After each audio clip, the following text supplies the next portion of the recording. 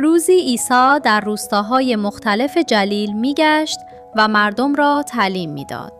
در آن هنگام مردی جذامی نزد او آمد. زانو زد و گفت: ای خداوند، اگر بخواهی می‌توانی مرا پاک کنی. مردم به خاطر شریعت از او دوری می‌کردند، اما عیسی بر او رحم کرد و او را لمس نمود و گفت: می‌خواهم پاک شو. در همان لحظه جذام او شفا یافت. سپس عیسی به او گفت که به کسی چیزی نگوید، بلکه نزد کاهن برود.